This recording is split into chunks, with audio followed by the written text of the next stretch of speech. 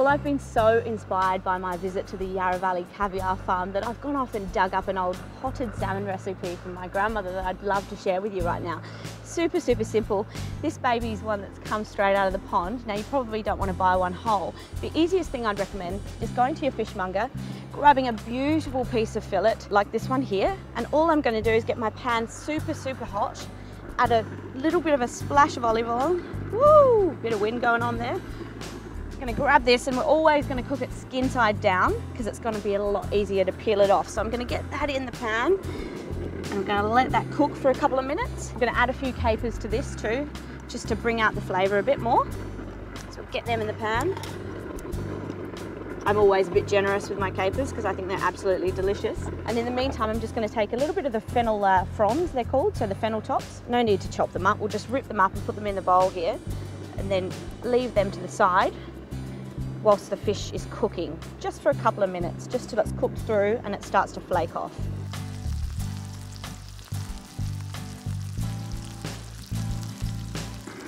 Okay, so we've cooked our fish all the way through, so we're just going to get it out of the pan here, put it on the plate.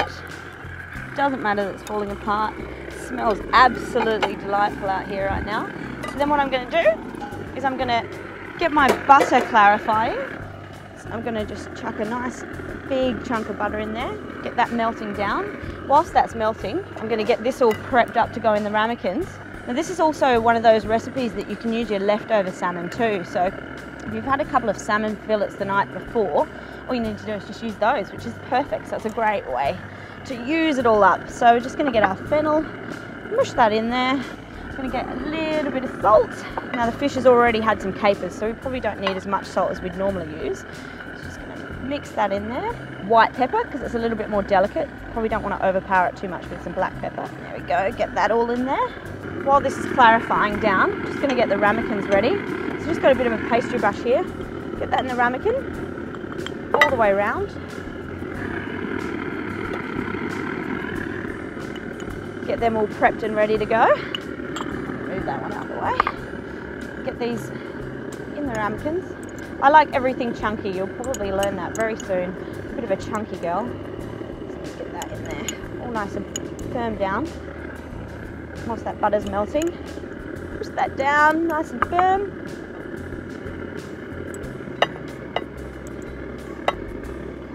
It looks absolutely beautiful. Get that all nice and packed in there. And turn this butter off because it's already done. Get that out of the way.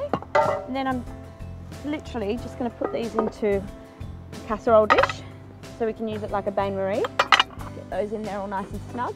Fill this up with about 3/4 of the way with some water. Boiling water's easier, then you can just shove it straight into the oven and it's all ready to go. So I've got that in there. And then I'm going to just use a spoon, use some of this clarified butter just to seal these. So we don't need to put too much on there, just a couple of tablespoons on each one. There we go. Get that done. Leave that there, and I'm just literally going to put this into the oven at about 150 degrees for about 10 minutes.